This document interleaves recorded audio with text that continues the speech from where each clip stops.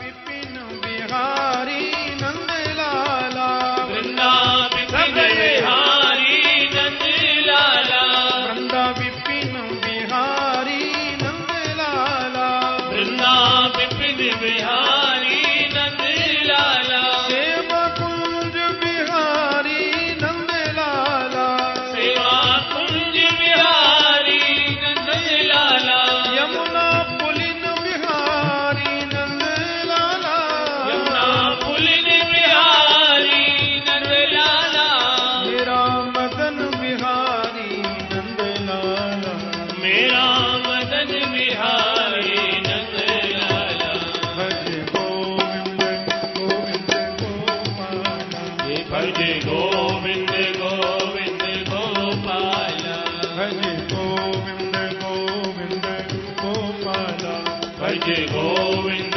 गोविंद गोपाला, माथे पे मुकुट देखी चंद्रिका की चटक देखी, छवि की लटक देखी, रूप रस पीजिए, लोचन विशाल देख, गले कुंजमाल देख, अधर रसाल देख, चित्त चोप कीजिए, कुंडल की हलन देख, अलकन की बलन देख, पलकन की चलन देखे, सर्वस्व दीजिए, पीतांबर छोर देखे, मुरली की घोर देखे, सामरे की ओर देखे, देखी मोही कीजिए, गोविंद गोविंद गोपाला, भज गोविंद गोविंद गोपाला, भज गोविंद गोविंद गोपाला, भज गोविंद गोविंद गोपाला, मेरा मुरली मनोहर नंद लाला, मेरा मुरली मनोहर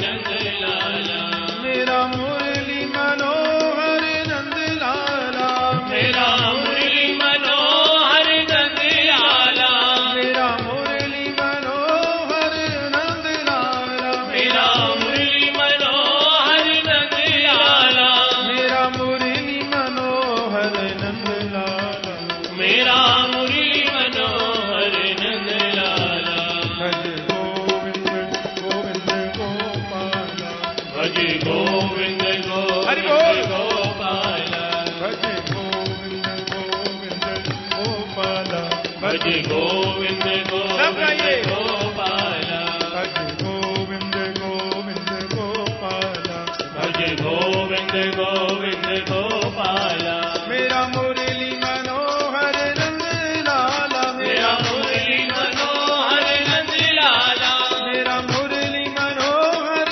नंद लाला, मेरा मुरली मनोहर नंद लाला, मेरा मुरली मनोहर नंद लाला, मेरा मुरली मनोहर नंद लाला, भज गोविंद गोविंद गोपाला, भज गोविंद गोविंद गोपाला, भज गोविंद गोविंद गोपाला, भज गोविंद गोविंद गोपाला, गोपाला गोपाला, गोपाला गोपाला, गोपाला गोपाला, गोपाला गोपाला, गोपाला गोपाला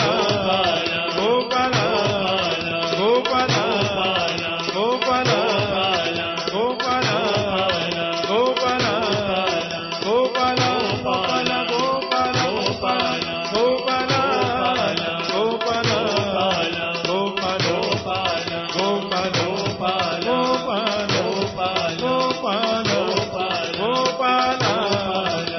गोपाला गोपाला गोपाला गोपाला गोपाला गोपाला गोविंद गोविंद गोपाला, भज गोविंद गोविंद गोपाला, भज गोविंद गोविंद गोपाला, भज गोविंद गोविंद गोपाला।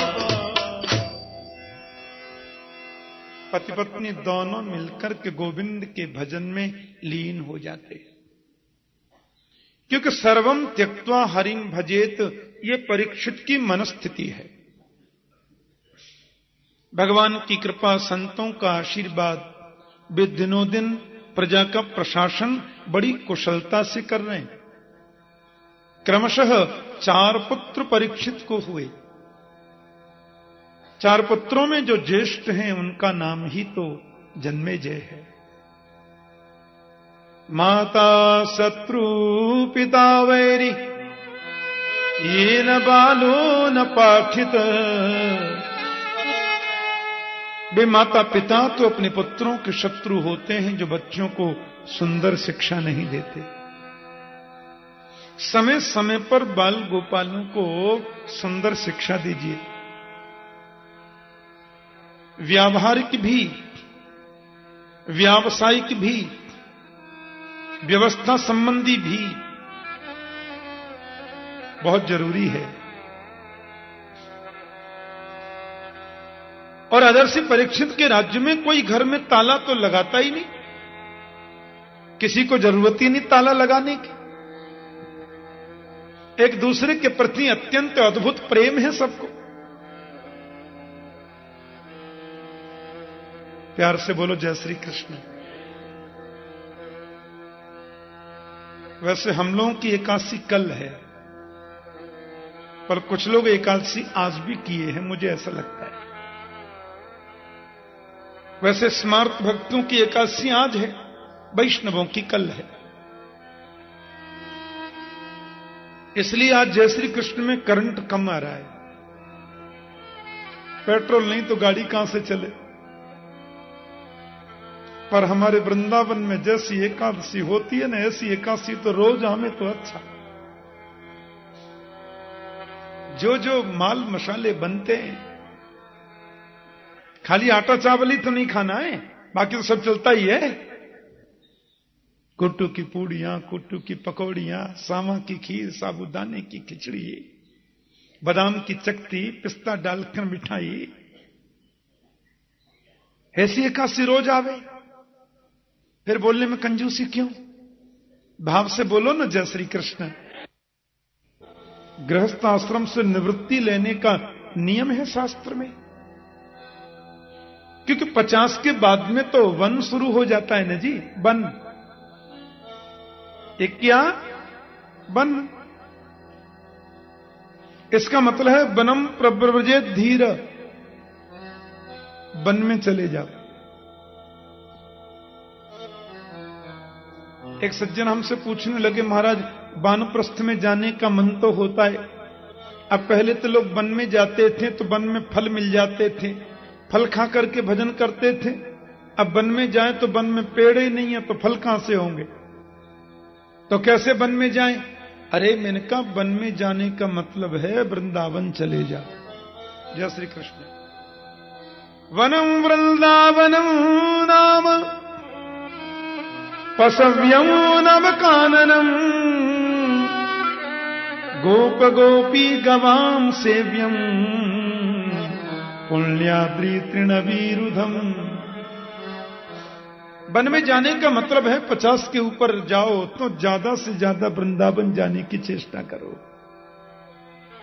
बस वृंदावन आ गए, फिर कुछ करना जरूरी नहीं है।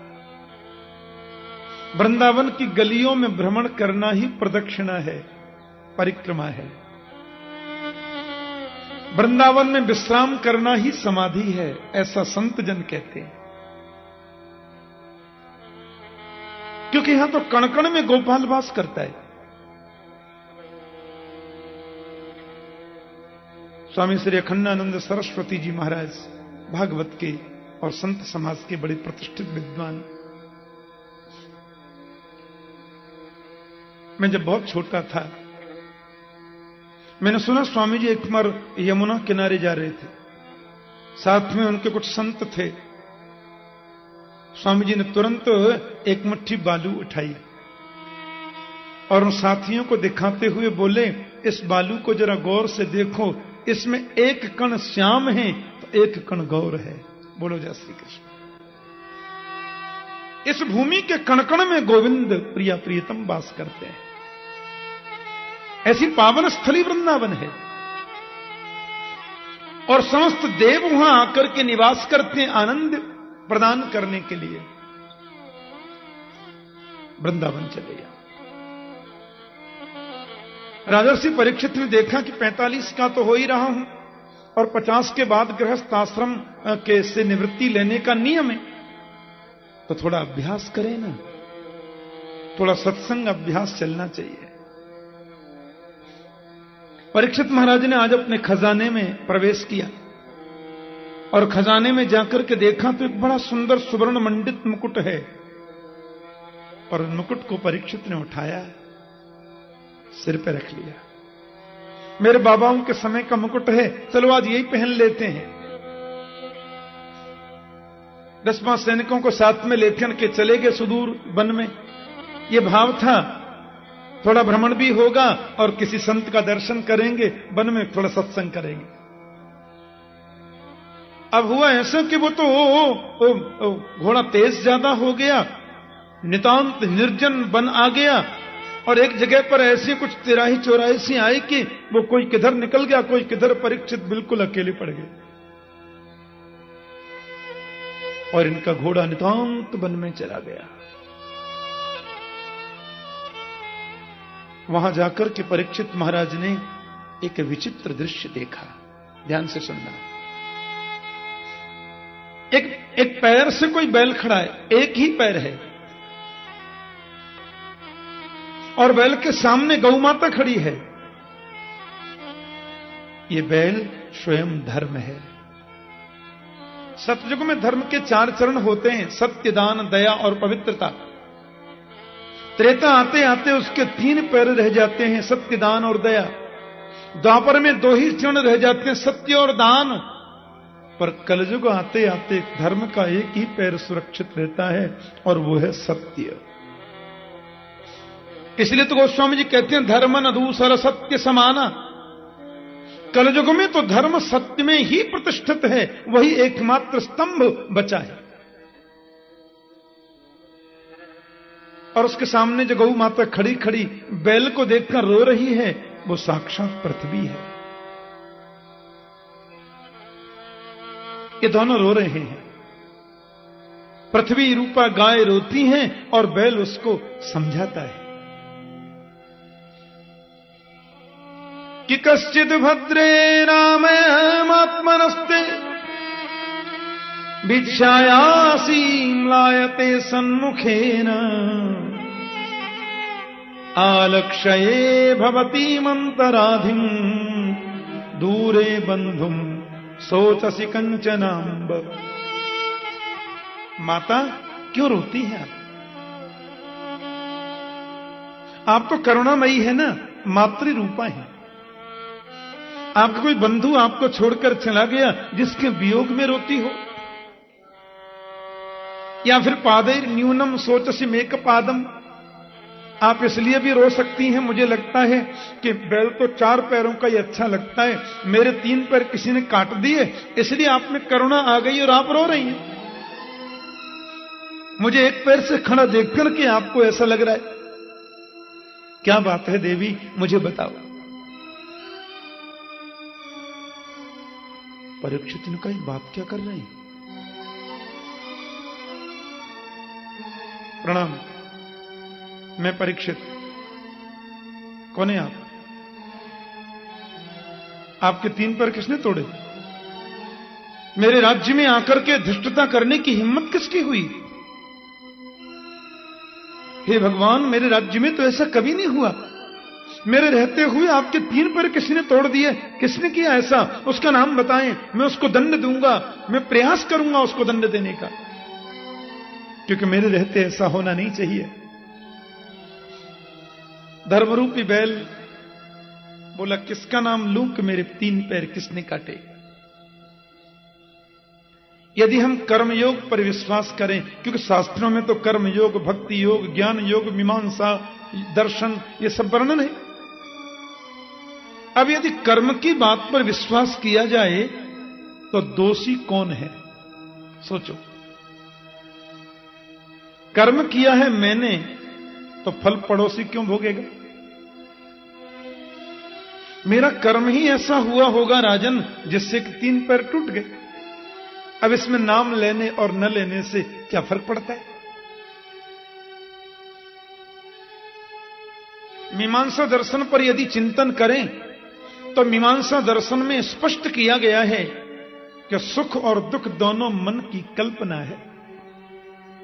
दुख कुछ होता नहीं और सुख कुछ है ही नहीं। हम जिसको मान लेते हैं वो दुख है और जिसको नहीं मानते हैं वो सुख है। ये विचित्र बात। एक आदमी के सवेरे बादाम का हलवा जब बन रहा था ना नाश्ते में, तो थोड़ा अच्छा नहीं बना, बस डांट रहा है नौकर को, रसोइया को, इतने दिन हो गए, बूढ़े हो गए, शर्म नहीं आती है, ढंग से नहीं बनाया, सब नाश्ता किरकिरा कर दिया है। और एक आदमी के घर में यदि सब्जी बन गई आज, तो पूरा परिवार खुशी के मारे झूम रहा है, आज हमारे बच्चे सब्जी के साथ में भोजन करेंगे। बताओ क्या है सुख और क्या है दुख। एक आदमी आया, चेहरा सूजा हुआ है, क्या बात है भाई जी, बड़े उदास लगते हो। क्या बताऊं महाराज, रात में लाइट नहीं जली, और लाइट नहीं जली तो फिर वो एसी नहीं चला, एसी नहीं चला तो मैं तो बिना एसी के सो सकता नहीं महाराज, सो नहीं पाया।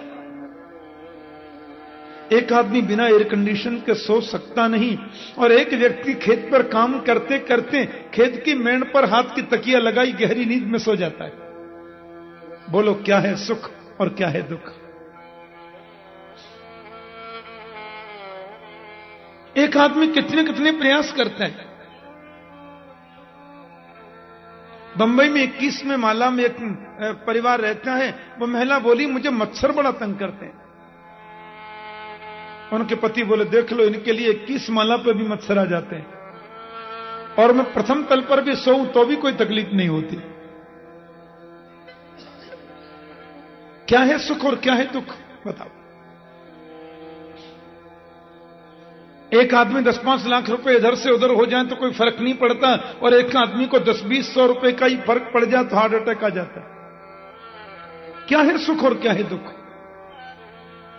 एक आदमी बिना मखमल के गद्दे के सो सकता नहीं है, और एक व्यक्ति बालू में सो जाता है। गिरिराज जी की तरहेटी में देखो, एक संत मैंने देखे गिरिराज तरहेटी में, वो महाराज 21,108 परिक्रमा दे रहे हैं दंडवती। एक जगह पर 21,108 बार उठते हैं, बैठते हैं, लंबे साष्टांग होते हैं। मैं दंग रह गया। मैंने कहा कितने दिन हो गए आपको। बोले 27 बरस तो हो गए, अभी आधी नहीं हुई। बोलो जय श्री कृष्ण। 27 वर्षों में आधी परिक्रमा नहीं हुई। एक जगह पर 21,108 बार दंडवत करना, फिर आगे बढ़ना। उन्होंने बताया कि 7-8 दिन में मैं 1 मीटर चल पाता हूं। 7-8 दिन में भी 21,108 नहीं हो पाता एक जगह। मैंने कहा सोते कहां हैं। बोले इधर ही टाट बिछा के सो जाता। मैंने कहा बाबा और। बोले बगल के गांव में ब्रजवासियों के घर से मधुकरी मांग कर ले आता हूं, इधर ही खाया, सरोवर का पानी पिया, यहीं सो जाता हूं। मैंने कहा और कोई आगे पीछे बारिश। बोले बारिश तो गोवर्धन नाथ है। मैंने कह दिया है कि मर जाऊं तो पूरी परिक्रमा मुझे घसीटना, और घसीटते घसीटते सारे शरीर को रज में मिला देना, बात खत्म। क्या है सुख और क्या है दुख। ये हमारे मन की कल्पना ही सुख है और कल्पना ही दुख है। हमारी मान्यताएं ही सुख और दुख को जन्म देती हैं। और महर्षि वेदव्यास के वेदांत दर्शन पर यदि हम विचार करें तो वहां तो सब बात ही खत्म। महर्षि वेदव्यास का वेदांत दर्शन कहता है कि शरीर जन्म लेता है, शरीर बड़ा होता है, शरीर मोटा होता है, शरीर लंबा होता है, आत्मा न जन्म लेती है, न मरती है, न मोटी न पतली। तो पैर ही तो कटे हैं, मैं तो पैर हूं नहीं। कट गए तो कट गए, जुड़ गए तो जुड़ गए, क्या फर्क पड़ता है।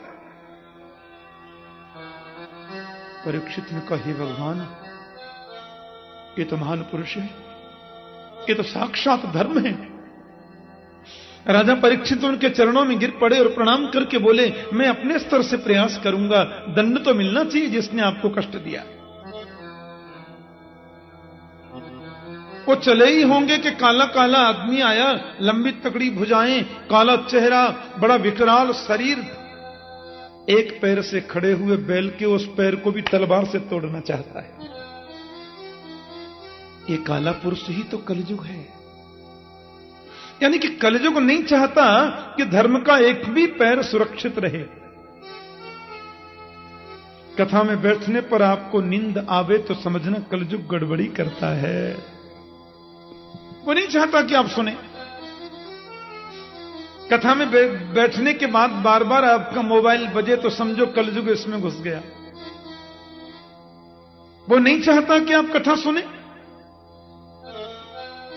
कथा में बैठने पर बार बार आपके मन में ये विचार आवे, क्या बताएं महाराज जी ने सूचना भेजी थी, सुनने तो आ गई कथा, घर में बहू अकेली है, कहीं सब्जी न बिगाड़ दे, दाल न बिगाड़ दे, ये न कर दे, वो न कर दे। ऐसी फालतू बातें सत्संग में बैठने पर आपके मन में ज्यादा आए तो समझो कलयुग घुस गया। वो चाहता नहीं कि आप सुने, क्योंकि वो तो धर्म के एक पैर को भी रखने देना नहीं चाहता। राजर्षि परीक्षित मारने के लिए दौड़े, कौन हो तुम, और हम तुम्हें दंड देंगे, हम तुम्हें छोड़ नहीं सकते, तुम्हारी हिम्मत कैसी हुई मेरे राज्य में आने की। और मारने के लिए जैसे महात्मा परीक्षित दौड़ लगाए, उसने तो मुकुट इनके चरणों में गिर दिया, गिर पड़ा, महाराज महाराज त्राहिमाम। पांडवों ने पहली बात क्या बताई थी परीक्षित को, कि शत्रु भी शरण में आ जाए एक बार तो माफ कर देना। नते गुणाकेश यशोधराणाम बद्धांजलिर्वै भयमस्ति किंचित। अब तुम्हें डरने की बिल्कुल जरूरत नहीं है, क्योंकि तुम मेरी शरण में आ गए। लेकिन कौन हो तुम ये बताओ। शरण में आने वाले को हम मारते नहीं, हम पांडवों के पौत्र हैं। बोले मैं तो कलयुग हूं। कलयुग, निकल जाओ, चले जाओ मेरी आंखों के सामने से, आज के बाद मेरे राज्य में प्रवेश मत करना। कहां जाऊं महाराज, सारी दुनिया में तो आपका राज्य है, आप तो करुणाशील हैं।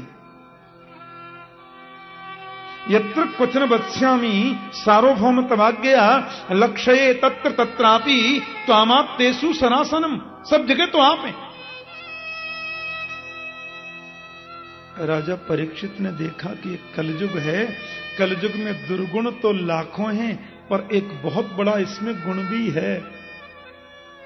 इसलिए परीक्षित ने उसको मारा नहीं, छोड़ दिया। इसमें अवगुण है हजारों और गुण है केवल एक। कलयुग में अवगुण क्या है? अवगुण तो हम दिन रात देखते हैं, पर इसमें गुण क्या है कि यह कलयुग कर परम प्रतापा मानस पुण्य होय नहीं पापा। कलयुग में मन में सोचने से भी पुण्य का फल मिल जाता है, लेकिन पाप का फल सोचने से नहीं, वो तो करने से ही मिलेगा। ये कलयुग की विशेषता है। यहां यदि पुण्य की बातें सोचेंगे भी तो कुछ परसेंटेज मिलेगा, पर पाप का फल सोचने से नहीं, करने से ही मिलेगा। मानस पुण्य होय नहीं पापा कि कलयुग सम नहीं आन युग जो नर कर विश्वास। गाय राम गुण गन विमल भवतर भी नहीं प्रयास। कलयुग में सबसे बड़ा सद्गुण है कि गोविंद के विमल गुण गणों को गाकर व्यक्ति बिना प्रयास ही तर जाता है। इसलिए भगवान सुखदेव भी आगे कहेंगे कि कलैर्दोष निधे राजन यस्ति एको महान गुण कीर्तनादेव कृष्णस्य मुक्त संग परम ब्रज। कलयुग में यह बहुत बड़ा सद्गुण है कि कीर्तनादेव कृष्णस्य मुक्त संग परम ब्रज। केवल कीर्तन करने से व्यक्ति मुक्त हो जाता है। इसलिए परीक्षित ने सोचा नहीं नहीं भैया, इसमें गुण तो एक गुण तो है ही, एक गुण से बहुत लाभ हो सकता है। इसलिए ठीक है, हम तुमको छोड़ देते हैं, मारेंगे नहीं, पर हम देखो तुमको जगह देते हैं, वहां से बाहर खबरदार निकलना नहीं। कलयुग बोले दे दो। परीक्षित ने उसको 4 जगह दे दी। द्यूतम, पानम, स्त्रियः, सूना। जुआ खेलने में कलयुग का बास है, जाओ। एक जगह तुमको दे दी जू। जो भी जुआ खेलते हैं वो कलयुग के पक्के भतीजे होते हैं, क्योंकि जुए में कपट के रूप में कलयुग बास करता है। हां, जुआ नहीं खेलना चाहिए। इस्लाम है ना, इस्लाम धर्म, उसमें जुआ खेलना मना है। एक मुस्लिम कंट्री है मलेशिया। एक बार वहां कथा करने जब मैं गया, मेरे साथ में बहुत लोग गए थे भारत से, तो मलेशिया में कथा के बाद एक दिन जब वो लोग भ्रमण कराने के लिए मुझे ले गए, एक बहुत ऊंची पहाड़ी है, वहां पहाड़ी पर किसी चाइनीज व्यक्ति ने बहुत विशाल होटल बनाया है, और उस होटल में कैसीनो चलता है। कैसीनो माने जुआ घर। लेकिन उस कैसीनो के मैंने द्वार पर एक बोर्ड लगा देखा। उस बोर्ड पर लिखा था, किसी भी मुस्लिम का इसमें अंदर प्रवेश वर्जित है। जुआ घर में वो नहीं जा सकते। मैंने कहा, ये क्या लिखा है? बोले, महाराज जी, इस्लाम में जुआ खेलना मना है, इसलिए यहां की सरकार की ओर से प्रतिबंध है। विदेशों से लोग यहां आते हैं, करोड़ों के न्यारे वारे होते हैं, पर कोई इस्लामिक व्यक्ति इसमें जुआ नहीं खेल सकता। उस धर्म में जुआ खेलना मना है, ब्याज पर पैसे खाना मना है। इस्लाम में 2 बातें बड़ी विशेष हैं, क्योंकि जुआ बिना कपट के हो नहीं सकता, और कपट जो है वो कलयुग का रूप। वारे न्यारे हो जाते। अमेरिका में एक जगह अटलांटिका सिटी, तो न्यूयॉर्क में जब मेरी कथा पूरी हुई तो लोगों ने कहा कि थोड़ा सा समुद्र पर भ्रमण करा के लाएं, समुद्र किनारे वो भी नगर बसाए। इतना विशाल कैसीनो, हमारे भारतीय नगरों के नाम से उन बिल्डिंगों के नाम रखे। मैंने कहा, इसमें होता क्या है? बोले, खाकपति अंदर जाता है तो करोड़पति बन के निकलता है। कई बार करोड़पति जाते हैं तो किराए को पैसे भी नहीं रहते, ऐसा निकलता है। जुआ कपट का प्रतीक है, बर्बादी का प्रतीक है, इसलिए जुआ नहीं खेलना। जुआ खेलना मना है। द्यूतम, और परीक्षित ने दूसरा स्थान दिया पानम, यानी कि सुरापानम, शराब पीना। राम राम राम राम। मैंने अच्छे अच्छे पढ़े लिखों को देखा, AA में है, पर शराब की लत है, और जब शराब पीते हैं श्रीमान जी तो औंधा मुंह करके नाली में पड़े,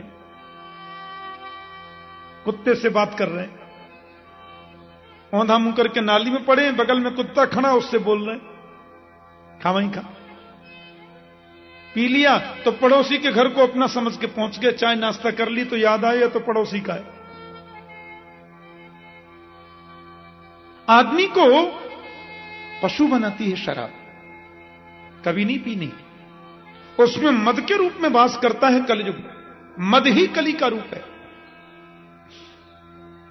तीसरा स्थान तुमको देता हूं मैं कलयुग। बोले, कौन सा? बोले, स्त्रियः, वेश्याचार, परस्त्री गमन करना। हमारे शास्त्रों में सबसे भयंकर पाप कहा इसको। वेश्यावृत्ति स्त्री धारण करे, वेश्याचार पुरुष करे, ये जघन्य पाप है। मातृवत परदारेषु परद्रव्येषु लुष्टवत आत्मत सर्वभूतेषु यह पश्यति स पंडित। इसमें कुत्सित काम के रूप में कली वास करता है, ऐसा नहीं करना। और चौथा स्थान मैंने तुमको दिया सूना। सूना माने हिंसा। किसी भी निरपराध प्राणी को तुम मत मारो। किसी भी जीव को मारने का तुम्हारा अधिकार नहीं है। आत्मनः प्रतिकूलानि परेशान न समाचरेत। महात्मा बुद्ध जा रहे थे, रास्ते में भिक्षा लेने के लिए एक बड़ा दुर्दांत व्यक्ति था, नाम था अंगुलीमाल। आपने सुनी होगी कथा।